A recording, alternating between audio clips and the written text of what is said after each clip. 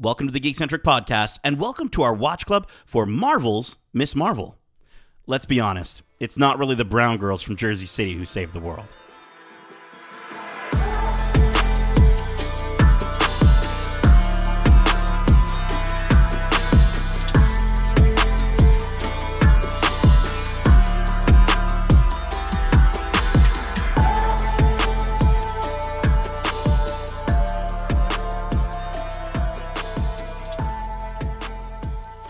Welcome to Watch Club. My name is Nate, and this is our Watch Club for Miss Marvel Episode 1, titled Generation Y, directed by Adil and Bilall. If you're joining us for the first time, this is Watch Club, our weekly review series, kind of like a book club, but way better.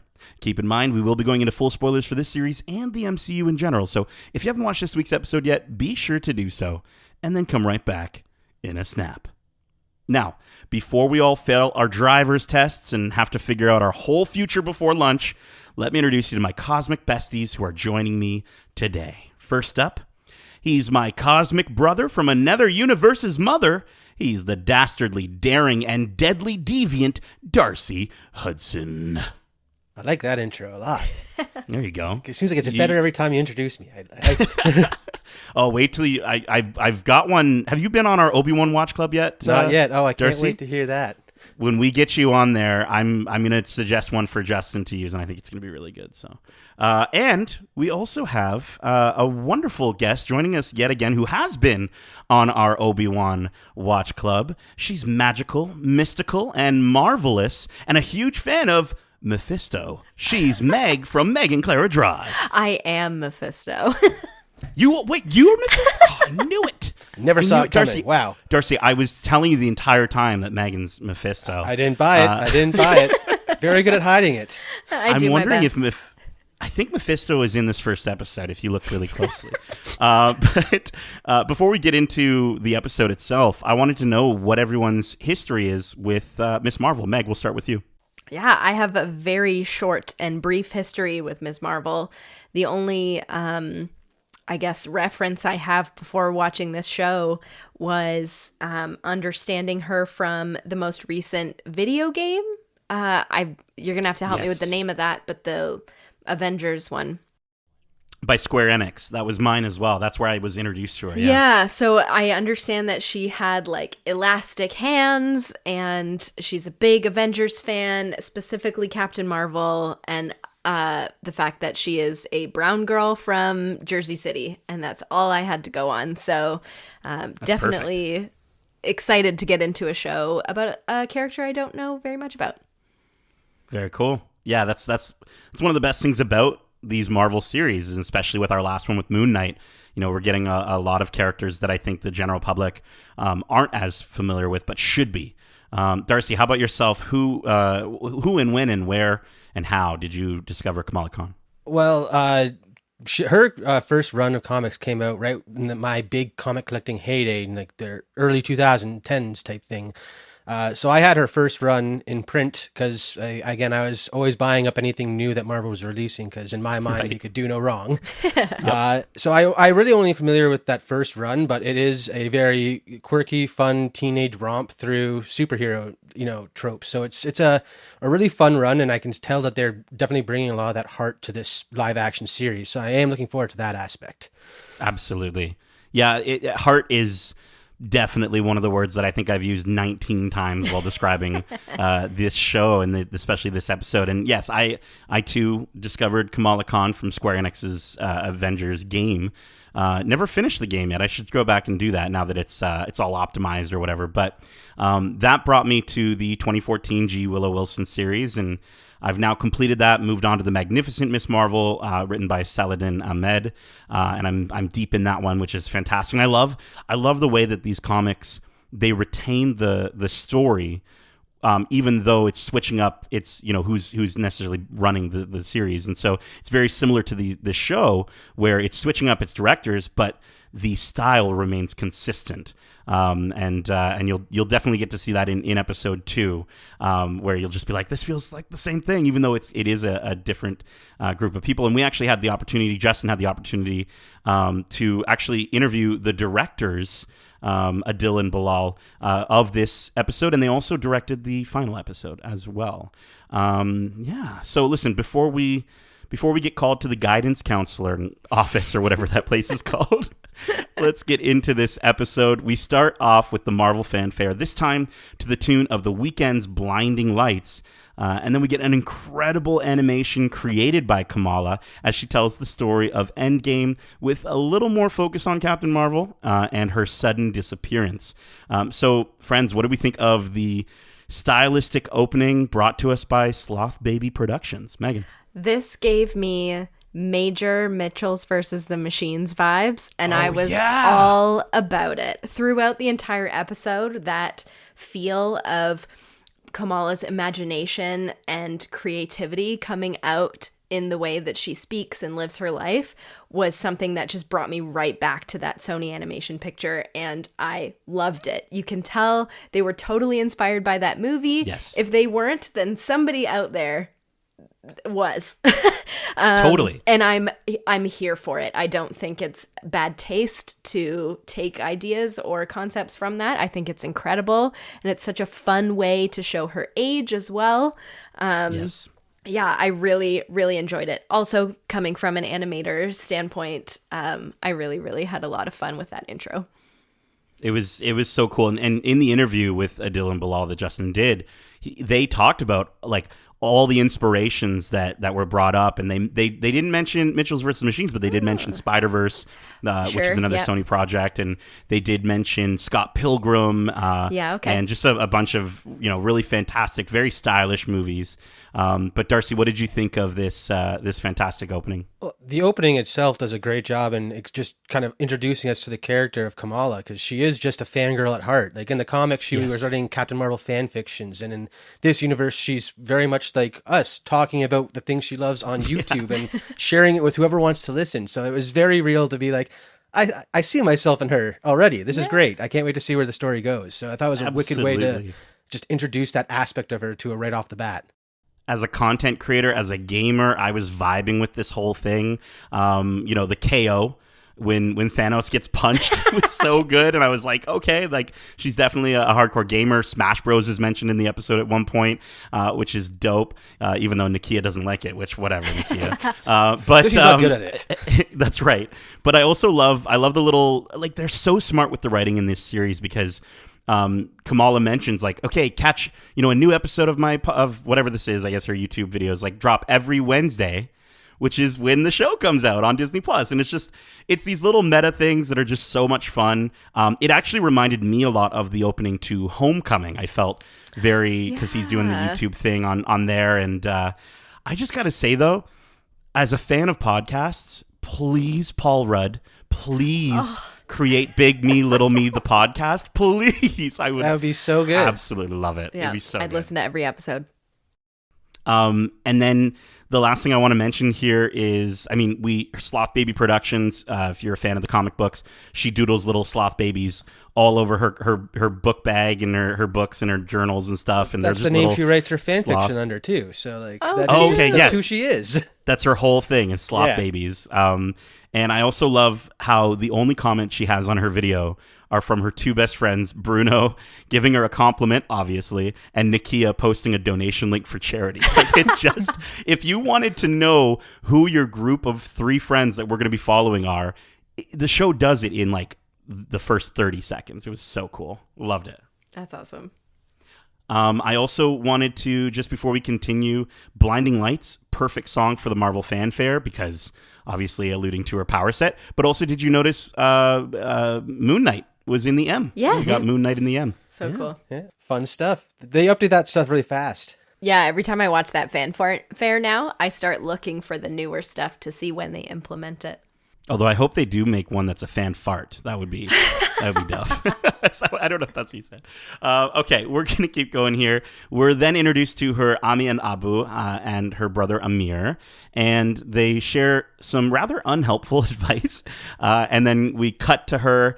She's got the higher, further, faster sunglasses on, and Kamala is with her driving instructor, and she just immediately backs into his car. And I love how she thinks she's in the clear and like nobody saw her, but then her instructor informs her that was his car. So Kamala has obviously failed her driving test. And I love when Kamala's parents just remount the driving instructor claiming like it's impossible that our daughter could have done anything wrong. And then immediately in the car, they just give her so much grief the entire time, but in like the most passive way. What did we think of, Kamala's family and sort of getting this introduction to her? And I want to know if you have a story about it. Have you ever failed a driving test? I have never failed. Very lucky. However, when I did take my G2 test, or G1 maybe, I hit a curb doing a parallel park, almost hit the car in front of me pulling out of that parallel park. But I was given a lot of leeway because my driving instructor told the tester that I had been in a class immediately before my test with a woman who did not know how to drive, and she ran 3 stop signs. So he was like, she was under a lot of stress and that's my fault. Can you just give her license? That's dope. Yeah. That's dope. Very cool. Darcy, have you ever failed a driving test? I did actually fail my first G test because I was driving down Yonge Street here where I live, and it's a very busy road during rush hour, which is when I was taking it. And someone came out of a plaza on my right to cut across 2 lanes into the left lane for the next set of lights. Oh, no. And apparently, as a driver, I'm supposed to be able to predict what everyone else on the road is going to do. So that reflected poorly on me, and I failed at the first one, but 2 months later, I passed with flying colors. So, oh my gosh, yeah. I've also failed my first driving test. I was speeding in a school zone by 5, over 5. Yeah, that's it. And so I failed. But then I learned there's a life hack. At least in Canada, there's a life hack, which is take your test during the winter and go to a place that has a ton of snow and let them know that you're not usually from around that area. For me, this was Aurelia. And the driving instructor, I think, took it easy on me because he could sense my fear of the snow mountains falling on my car from either side of the road. And so I was able to pass with pretty good flying colors there. So that's a life hack for any of our Canadians listening. Iman, if you don't have your license yet, head over to Aurelia or Barrie in the winter. Just go north. Sure, yeah. Just go north, and I'm sure you'll be able to pass that driving test. Yeah, I'll also say I think it was a tip from her dad in the scene previous to her actually being in the car. And I had that tip from myself as a female with long hair. Yep. I was told, make sure you just like whip your ponytail a bunch, and that will look like you're looking. So I did. Well, I had to put my hair up for my test so my driver could see my face properly. And it's like, I don't do this normally, but okay, whatever you say. That works. Yeah, if you got that long hair. Yeah, whip it back and forth. Just whip it. So I wanted to mention like her family, and we'll obviously get more into it. So endearing, so immediately so charming and fun and lovely. We'll definitely talk a little bit more about them. And again, this first scene already shows you how much they care about their daughter and about their family, Yes. how much it means to them to be a unit that is cohesive. And I just like how, again, they do it so fast to establish what these characters are and what they stand for. And even with the family introductions, you get that same feeling where like, oh, these guys care about each other, and we're going to see that play out through the story. Totally. And none of us can necessarily understand what it's like to be a part of a Pakistani family. However, it still was a family dynamic that was really relatable. So I thought that was really fun too. Absolutely. Yeah. Yusuf telling her to just break all the rules basically and then just like shouting at the driving instructor being like, oh, you probably expected her to stop at all the stop signs. He's like, yeah, I did.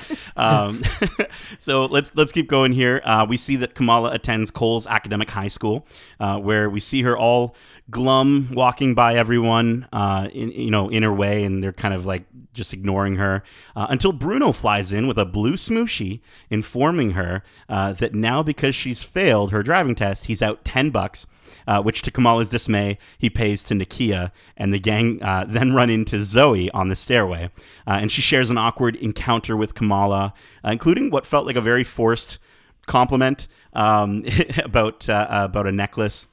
And then Kamala is called into Mr. Wilson's office, where he reminds her she needs to pull herself together and join reality.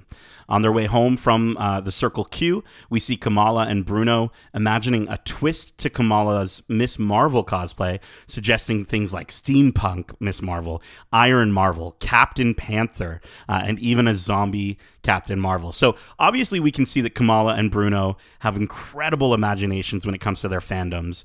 I want to know, before we continue, what are 2 Marvel characters that you would want to mash up? Well, I'm going to go first here, and I can't take credit for it because Marvel has already done it for me, and it was Spider-Man and Moon Knight as the Arachnite, and it is incredible. That's cool. And everything you can imagine from those 2 characters. It's so good. So can't be beat in my opinion. Oh, that's cool. I love that. Very cool. Meg, do you have an idea about a mashup? I mean, Spider-Man is one of my favorite Marvel superheroes ever, but I think a really cool mashup would be if Shuri became the new Black Panther but had Scarlet Witch powers. That would be pretty cool. The Scarlet Panther? That is out there. The Scarlet wicked. Panther? Oh, Hex Magic and Wakanda Tech sounds awesome. Yeah. Mine does not sound nearly as cool now, but I think it would still be really fun. I had the idea of doing combining, that is, Korg and Hulk, and mashing them together. I just think we always see Korg, and he's in such like a good, very patient and passive mood, and he's so lovely, and so I just want to see him get upset. I want to see, and I know that's basically the thing. Yeah, I was going to say. But I still think Korg as he's just like, I'm so mad right now. Like he's just very angry, and he's the nicest version of a Hulk that you've ever seen. I think would be really fun. Kind of like when Smart Hulk has to act like Raging Hulk, and he's like, roar, smash type thing.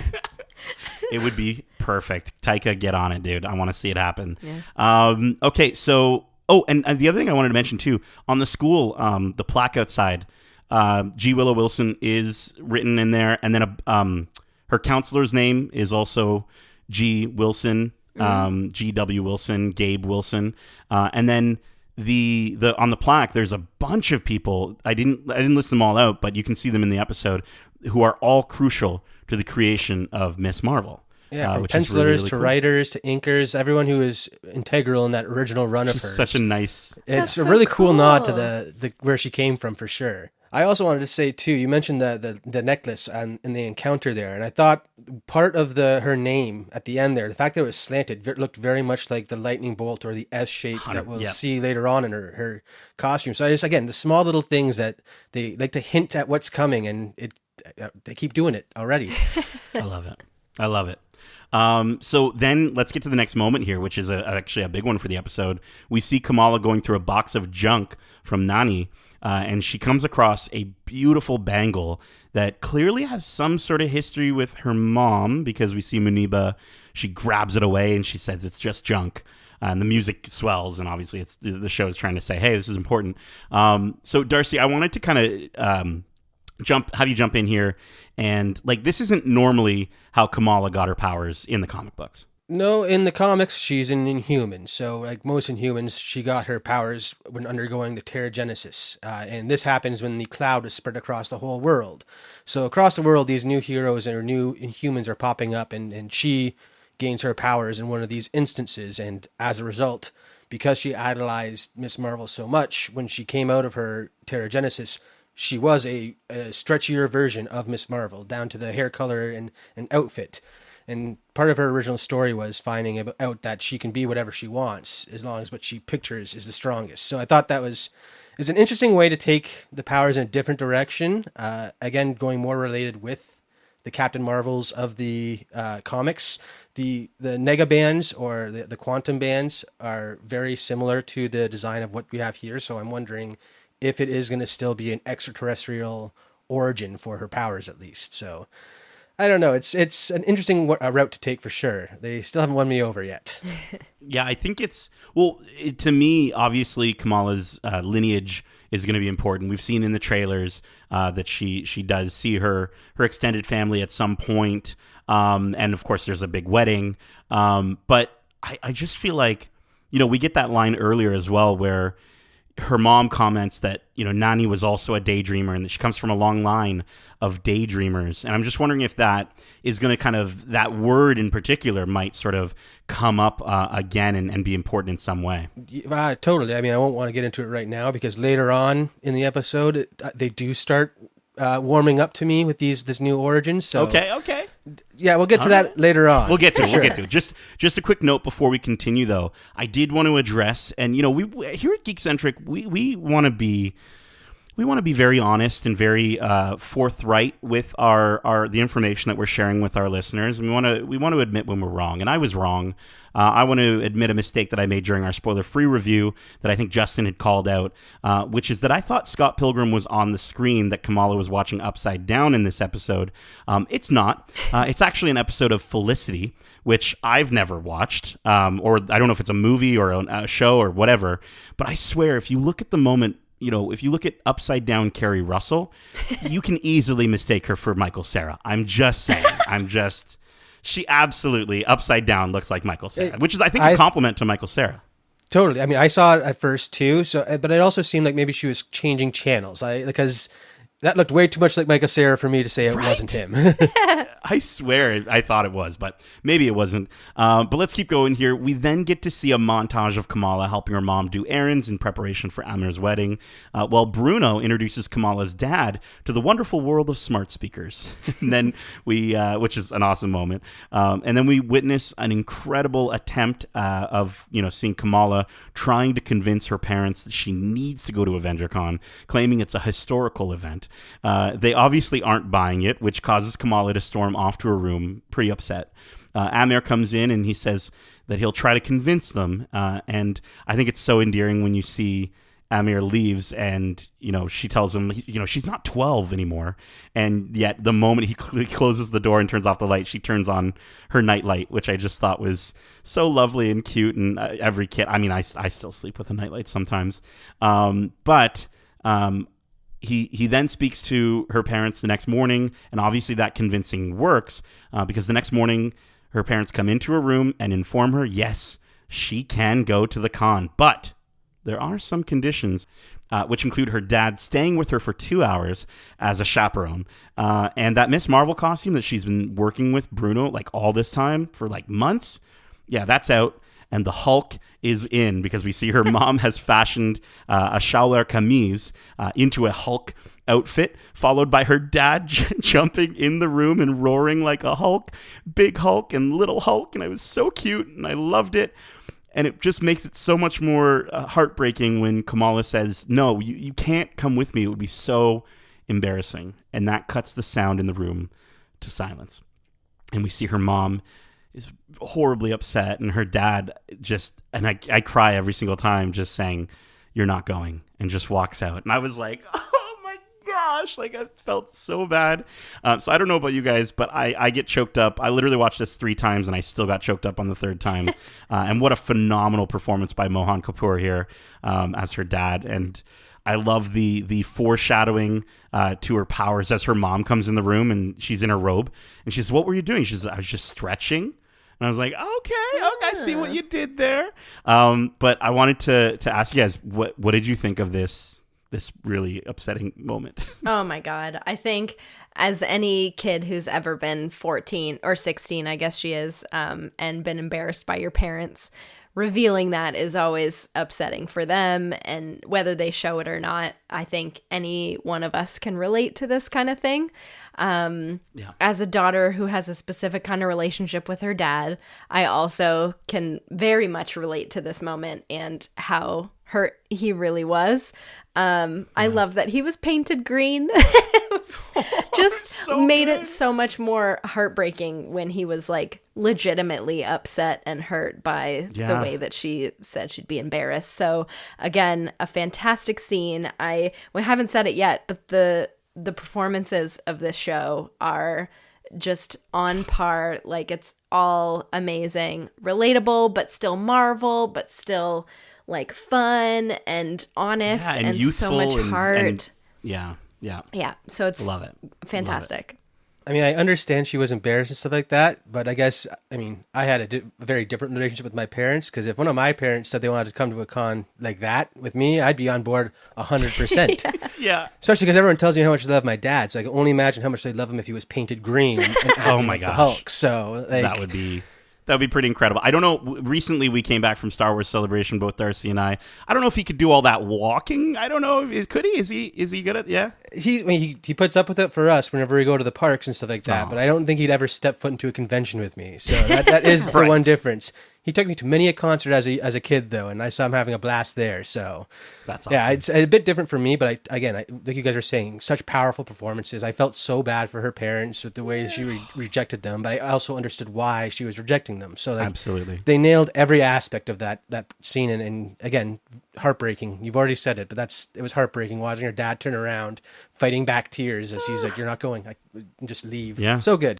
And I mean, this is her, in a way, she feels like this is her sort of becoming a woman in a way, getting to go to this thing on her own without her parents. And that's a really big deal for her. So I definitely get both sides there. But yeah, when he cries, I'm going to cry. All right, before I start crying, let's keep going here. We see Bruno picking up a call after applying to Caltech, by the way. And Kamala tells him everything sucks. So he tells her to meet her on the roof of the Circle Q. Kamala questions her ability to become a real hero and save the world, and Bruno wholeheartedly tells her she's Kamala Khan, and if she's going to save the world, she's going to save the world. And then he gives her some dope photon gloves, and the two do a fake sparring session on the roof. So it's apparent just, obviously how dedicated Kamala is to her fandom. It's apparent how dedicated Bruno is to his best friend. He really loves her. What do you think of Kamala and Bruno's relationship so far in this first episode? I don't want it to be romantic. I don't know why, but I just don't want it to do that again. Like, can we just be 2022 and can we have guys and girls be friends and not anything more than that? Like, there was that pause that looked like there was a little lean in, and then she gets flustered, and I'm kind of over it. So I hope that that's not the direction this goes. I don't know if it does in the comics at all, or does she have a friend Bruno in the comics? Oh yeah, absolutely. Okay, so yeah. I just kind of hope it doesn't go in that direction and he's just her best friend.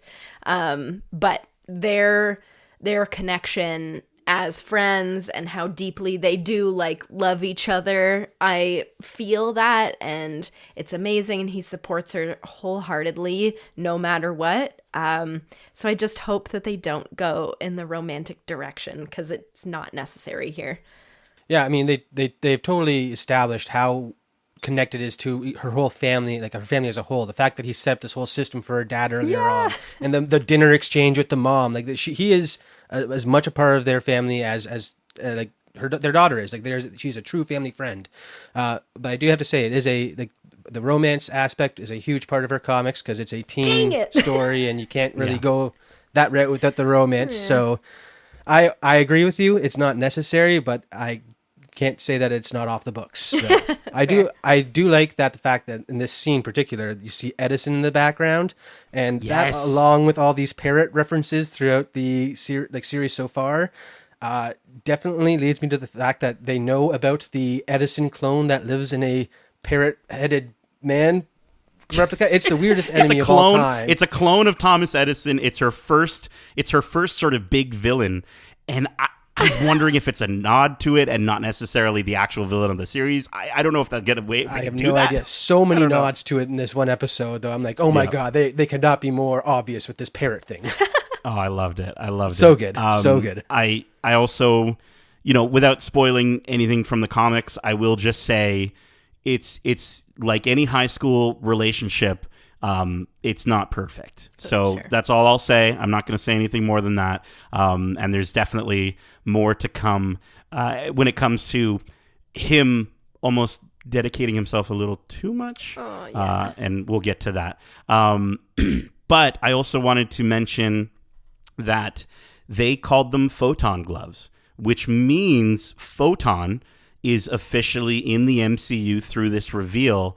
And I'm thinking Monica Rambeau, obviously they are huge super fans. Like, I don't think the general public might know about Photon, but they definitely would, especially with Kamala's fandom of Captain Marvel, Carol Danvers. So I feel like that's like an official them saying, yes, Photon is in the MCU, and when we see her next, she will be Photon.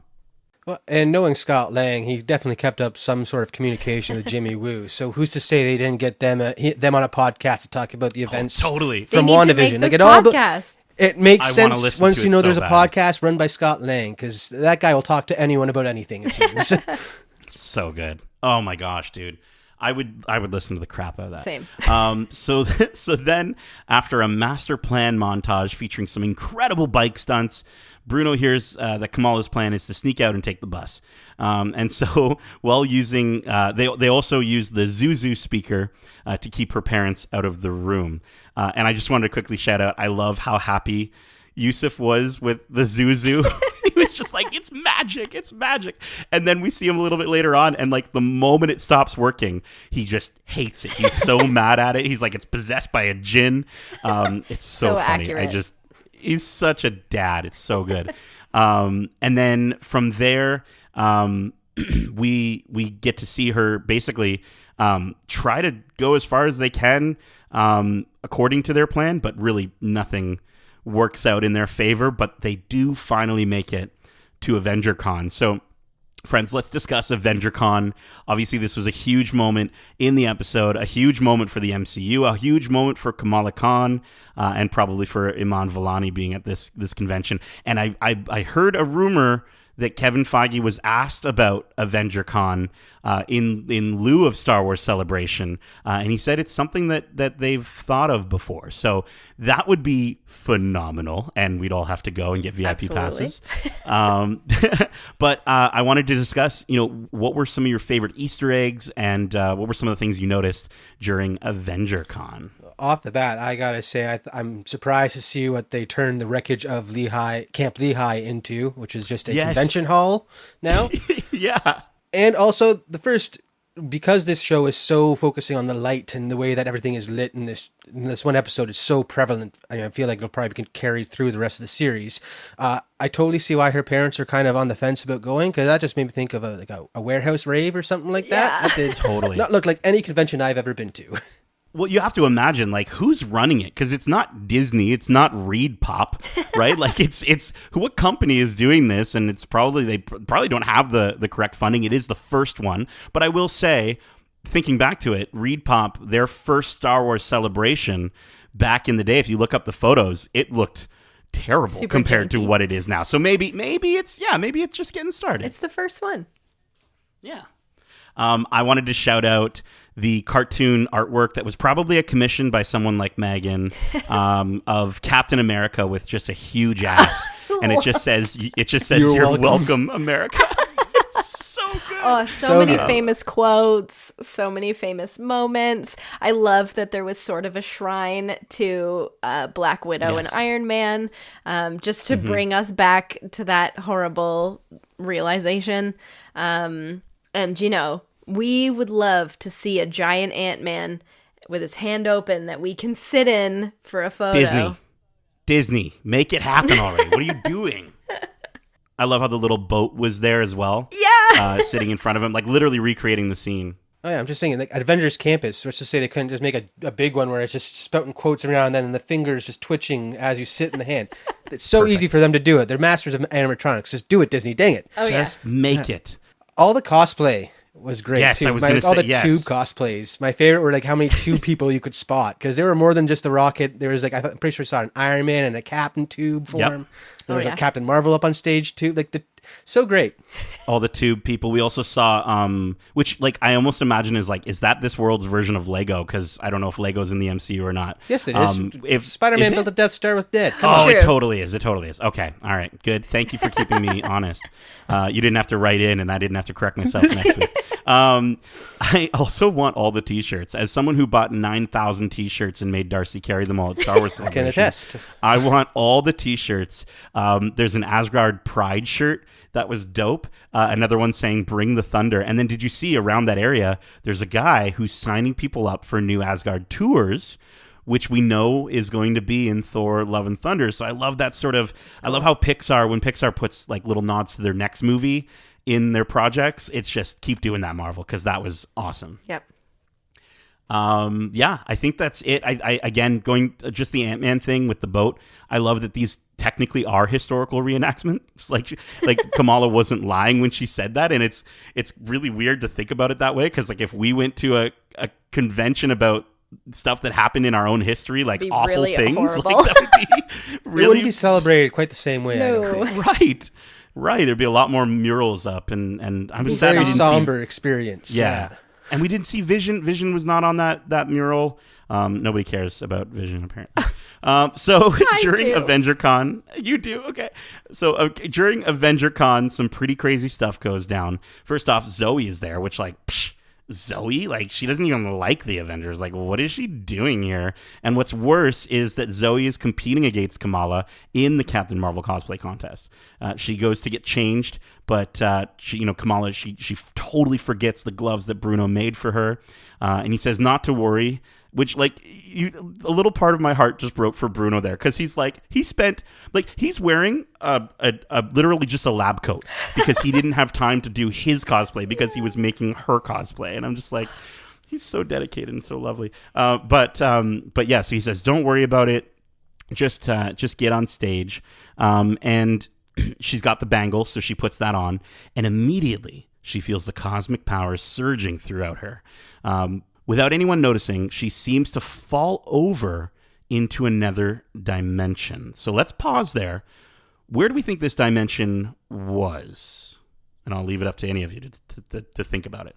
This is where I was referencing earlier on, talking about the powers. With the recent Moon Knight going more into the afterlife of the MCU, and we know that there's the Soul Plane in Wakanda that, again, we've seen another afterlife version, and they always seem to have a very purplish hue. So I'm wondering if this is something about her heritage, like you mentioned earlier, where this is the past of her family, and she's maybe going to be able to interact with some people on this plane at some point. And again, that takes it another direction, because again, it's back down to genetics, and it's something part of her heritage, and I can get on board with that. It kind of a new way of almost bringing the Inhumans to the screen, potentially, because maybe that is how they were a different alien race that settled on Earth and evolved through the years. So there's definitely potential there for some really cool storytelling. So totally on board if it's afterlife related. Totally. I also think it looked a lot like where America Chavez came from. With the sort of plants and purpley hues. I totally understand where you're coming from, Darcy, because you do see a lot of like heads with eyes, it sort of looks like in the background. But the reason I go to America Chavez and thinking like of dimensions and the mirror dimension, the very like prismatic look of her powers coming off of her hand makes me feel dimension-y. I don't know. Dimension-y. No, totally. I'm That's intrigued. a word. Yeah, absolutely. And I we've been seeing people online talk about the dark dimension or the negative zone. Darcy, I'm on the same plane as you, actually. Ooh. I totally thought the ancestral plane, and especially just with it, yeah, you brought it up, being brought up in Moon Knight. The show is obviously highlighting her family. It's obviously highlighting her lineage.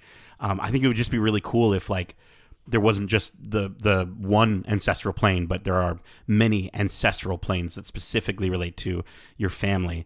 I just think that would be really lovely and cool to see. So, okay. Then, lastly, Kamala gets on stage and accidentally uses her powers for the first time. This causes her to accidentally knock off Giant Man's head, followed by accidentally causing a giant Mjolnir to swing, lifting Zoe in the air after she's asking her to appear at like parties and like they'll follow each other or whatever. And we see Zoe, starting to fall, but then Kamala, she sees her falling, she jumps out, she stretches her cosmic arm and breaks Zoe's fall. Her and Bruno book it back to Kamala's house, really confused about everything that just happened. Kamala sneaks back into her room at 11:11, by the way, Make-A-Wish. But she discovers her mom sitting there waiting. Her mom is obviously terribly disappointed in her, and she asks her who she wants to be. Does she want to be good like the way she raised her to be, or does she want to be this cosmic head in the clouds person? Kamala falls back on her bed, and her hand starts to glow as she whispers to herself, "Cosmic." So there is an end credit scene as well, but before we get to that, with all the hubbub going on about her powers and some people liking it, some people not, I wanted to get your opinions. What did you think of this first display of her hard light powers, is what they're calling it? Oh, interesting. I think they're really cool. Again, I'm somebody who has like very little to go off of for Kamala. So to bring her into the MCU with a sort of altered skill set is really interesting, and like a way to sort of separate from the comics so that we're not and I think they did this with Moon Knight and with a bunch of other newer stories. They're sort of diverging from the comics and being less comic book accurate so that we can sort of form, or movie goers and MCU fans specifically can sort of form their own perception and not be able to know exactly what's going to happen and sort of map that kind of stuff out. So I really enjoy it. I think they're really cool. The way that she sort of felt them go up her arm and around her shoulder was a really cool concept. And I'm excited to see her hone this in and learn about her powers throughout this show. So I'm excited about it. Totally. I'm going to jump on the excitement train as well. I'm digging it. I'm really interested to see, speaking of Avengers Campus, I'm really stoked to see what technology are the Imagineers going to use to create this light field around, Miss Marvel's body. There is a Miss Marvel now on Avengers Campus. Oh, wow. She debuted today as of this recording. And so I think it would be really great. Maybe they use like water or light or something. I don't know how they do it, but I'm really digging it. I think it differentiates her from someone like Reed Richards. And it's very possible that we could see these two characters obviously meet one day. And I also just, bringing up the idea of the colored magic, right? We got blue, sort of a bluish magic in this one. Obviously, the Space Stone drawing its power from space, which I think allows Kamala to create those big, powerful fists. Her eyes? It pulls it, right? Her eyes are all lit up. Like, it just, I don't know. I'm digging it. I think it differentiates it enough. And they kind of still have the stretchy. They kind of still do the stretchy thing. To me, it's the fact that she can now affect things that aren't attached to her. Because a lot of her, what would appeal to me in her character skill set, and same with Reed Richards and the stretchy powers, is how they can use that to fight crime and stuff like that. And how, like, you have to be really big brained to figure out how stretching big can be advantageous in one way, or like shrinking down, because she also had that power as well. She could control her entire body at will. So again, this extraneous ability, making platforms to jump around or like to help herself up, getting back in the room there, that's where it's starting to get a bit too Green Lantern for me. And with the character they've set up being so head in the clouds and imaginative, I can almost see it getting too creative for my tastes. And especially when she first uses it, it just looks like a bunch of purple vomit coming out of her hand. Going into the crowd. What was she thinking there? I don't understand what was going through her mind that came out as vomit. I don't think she was thinking, and I think that's the idea, was that it was messy. She was trying to just shake it off her arm at one point and swinging it around, but I love how everyone in the crowd was just like, "Oh, that was freaking amazing. Holy crap." Yeah. Like they all just thought it was and tech, yeah. It was so cool. Only in a world with Tony Stark would that stuff be part of the show. Like normal. Absolutely. Yeah, and they believe it. The whole audience will believe it. I think, you know what? I think it's early days. They very well could. I'd love to see her do a shrinking thing and interact with Ant-Man one day and just have him be like, "What? Like, what are you doing here?" Like, just like them talking to each other. She's like, "I love your podcast," and he's like, "But why are you small?" So stuff like that. Like, I think would be really, really fun. But did anyone have on the powers? Anything else you have to get off your chest? Not so much the powers, more about the chaos that ensued. Because what was that giant man head made of that it did not stop rolling? I'm Right. I'm sorry, but like, how heavy did something need to be to fall 20 feet and then roll for 150, causing so much chaos? And then, what was that hammer made out of? Because how come Zoe is not mush or have broken ribs and okay, I just had to get that off my chest because physics does not exist in this universe, apparently. Yeah. Paper mache. That's all I'm going to say. I think it was paper mache.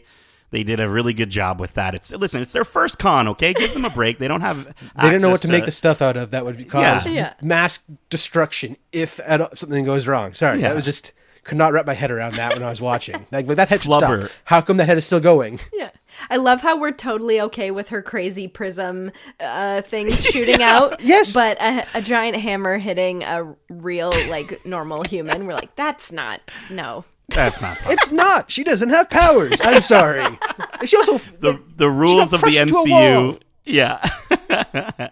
Well, we'll have to see if they do any more crazy nonsensical physics in the future episodes. But that brings us to our predictions segment for this series. We're going to talk about what we think will be revealed in the future and the series and these characters. And we can comment on the after credit scene as well. But I'm going to be calling this one. This may be a stretch, but. That's you get it, so you have to say that before you say anything. You have to start off with, so this may be a stretch, but okay. Great Abu joke. Okay. Yeah. Thank you. So let's get into it. Who wants to start stretching?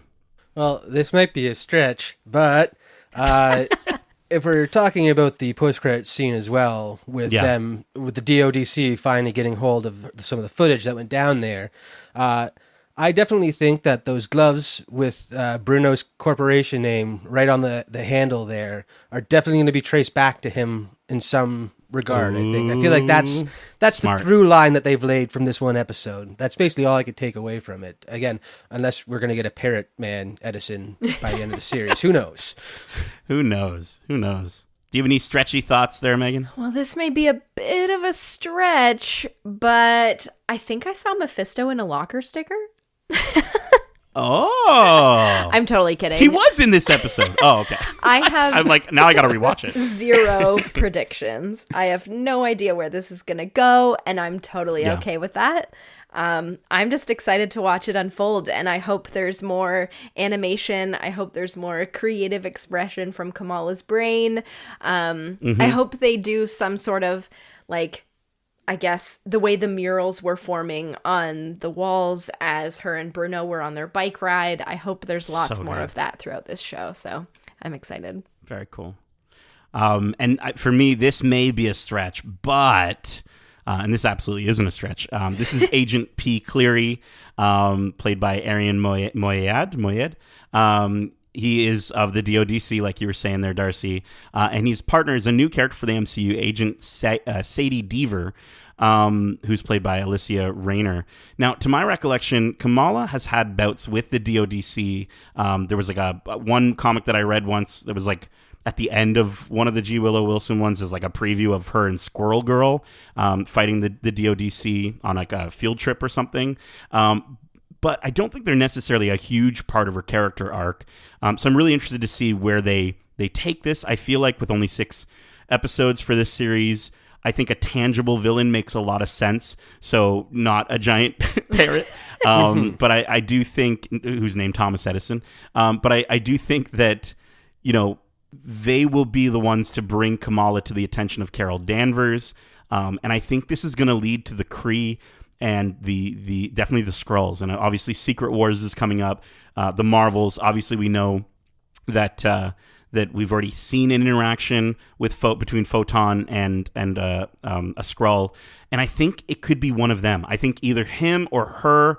I think they held the camera on him, but I think it might be a bait and switch. It might be her that's actually an undercover Skrull. And so I'm very intrigued to see how they all sort of play into it. But that's my stretchy thought. I 100% agree with you there, because again, I was already pitching the extraterrestrial earlier, and with the Kree being involved in the creation of the Inhumans in the comics, it would go to stand that they had some involvement in what happened to Kamala's line to see these powers having shown themselves before. Because again, the look on his face, he looks like he knows a bit more than just, we need to bring this person in for questioning. It's like, I've seen those powers and I know what they can do. Yeah, type thing. So yeah, definitely, like, I agree with you. Tangible villain would be the DODC, and I'm on board for it.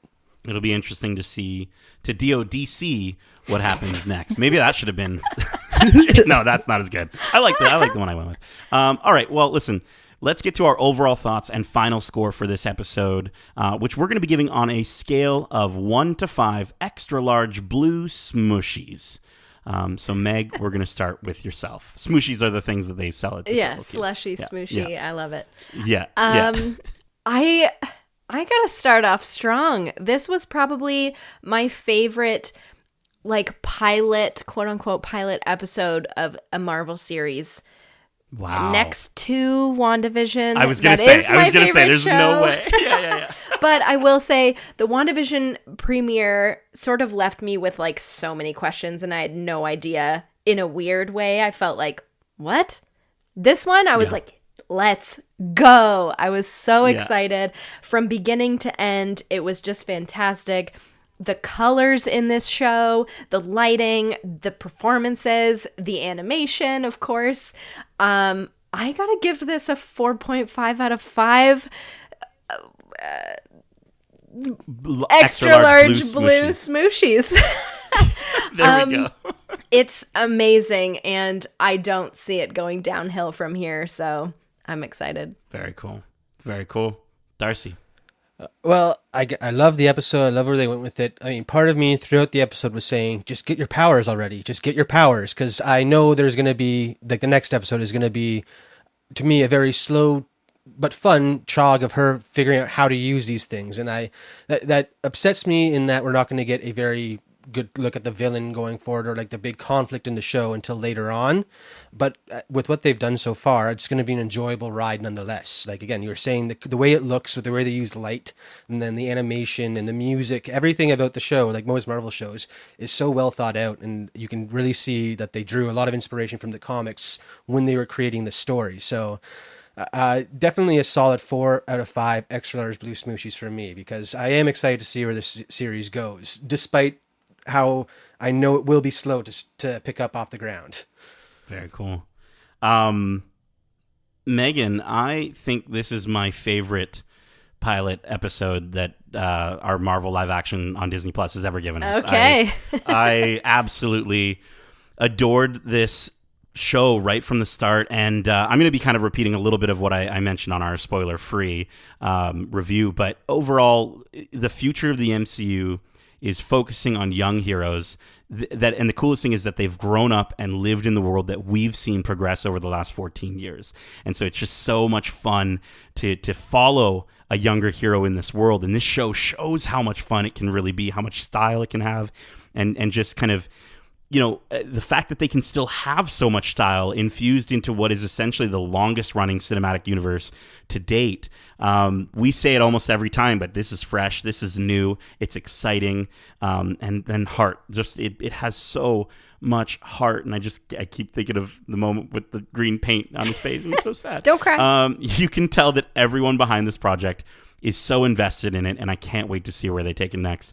I think the episode does so much in such a short period of time without feeling too expository. It does the right things. It gives you the right music cues, the right camera angles, just to sort of, fly and flow through the episode. And Iman Vellani is perfect. She's perfect in this role. And honestly, so is everyone else in this cast. I think, again, the visual style, the music, the overall execution of translating these characters to the MCU, bringing them to an even wider audience, and showcasing a culture that really needs to be showcased more often. This episode slaps, dude. And I've got the fact that Adil and Bilall directed this episode and the finale. Listen, I'm going to knock on wood. I'm hoping that means that the curse of the finale for these series, as often happens, hopefully is lifted if they can give us another episode like this, because this episode got 5 out of 5 extra large blue smooshies from me. I really love this episode. Okay, well, listen, before we wrap, Darcy, I know you don't have too much to promo on here. Obviously, we're going to have you on future everything. Yeah, I just promo you guys if I promo anything. So there we go.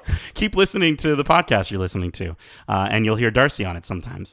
And of course, Megan of Megan Clara Draws, can you tell the lovely listeners where they can see your incredible art and learn more about what you do? Absolutely. So I am a character designer and prop designer in the animation industry right now. But you can find my artwork on Instagram at Megan Clara Draws, and you can also find me drawing live on Twitch at Megan Clara Draws. And I'm currently hosting some Pride-themed commissions. They are also Pokemon trainer card commissions. So cool. If you're interested in donating to an amazing cause and also getting a really cool custom Pokemon trainer with a partner, just send me a message. Yeah, I want to see Darcy with like a weed-themed Sprigatito, character. man. Sprigatito. Oh, I love it. He is the stoner's Pokemon, obviously. That's perfect. That would be fantastic. Of course, we're going to have all the links for that stuff in the show notes. So go check out Megan's Instagram. Go check out her Twitch. It's awesome to see your process live while you draw. It's so chill. It's just very chillaxing and very fun. And so if you ever just want to like, and you know what, there was the other night, I should have said hi. I didn't say hi. I should always say hi, but I just had you on the TV and I was just building Legos. And I was just like, hey, you drawing over there, and I'm building Legos over here, and I didn't feel lonely. And that's the lovely, vibe. So. I'm totally fine with no chatting. Just cool music and we're just calm here. drawing. It was so good. Love it. All right, well, that is it for this week's episode of our first episode of Watch Club for Marvel's Miss Marvel. We hope you enjoyed it, and if you did, make sure to subscribe to us wherever you like to listen to podcasts, if you haven't already. And if you want to write into the show with your thoughts or predictions on the shows we cover in Watch Club, well, you can stretch out your fingers and reach us by email at wearegeekcentric@gmail.com. That's wearegeekcentric@gmail.com, or over on Twitter at geekcentricyt, and on Instagram at wearegeekcentric. Which, speaking of Instagram, we have a stellar giveaway that goes to infinity and beyond, because we partnered with Disney Studios Canada yet again to give away some tickets. If your space station is located in Toronto, Montreal, Vancouver, you have the chance to see Lightyear early on June 15th with 3 other Space Rangers. Just make sure you follow us, comment with your city, and tag 3 members of your crew for a chance to win 4 tickets. Remember, that's, you got to follow us on Instagram, comment on the post that has Buzz Lightyear on it, and tag 3 of your friends that you'd love to maybe bring with you. This giveaway closes on June 13th. You can see it early on June 15th. And for anyone who can't defeat Zurg on level 12 and doesn't win the giveaway, well, Lightyear is in theaters on June 17th. Keep in mind, we have a ton of other episodes covering the latest and greatest shows and movies out now, including our recent spoiler-free review for Stranger Things Season 4, Volume 1. And we also, as I mentioned a million times, we have our interview up right now with Justin interviewing the directors of this very episode, Adil and Bilall. And they got so hyped up. It's such a fun interview. You got to check it out. They're so amped to be doing this.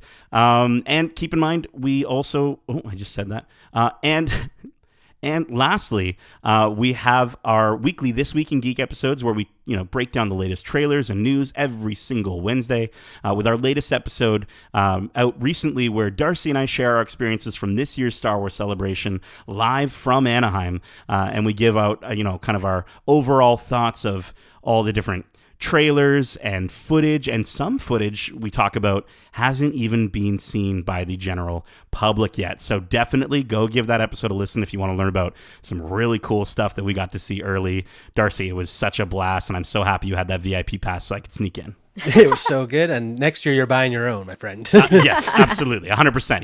He was on pins and needles whenever I would sort of steal his pass to go to the bathroom. Because then I was sitting in a spot I wasn't allowed to be in, and I was I paid for this though. 100%. So I will be definitely getting a VIP pass next year. Well, that is it. Go give those episodes a listen and a 5-star review if you don't mind. Megan, Darcy, thank you so much for joining me for this Watch Club, and as we say, Cosmic.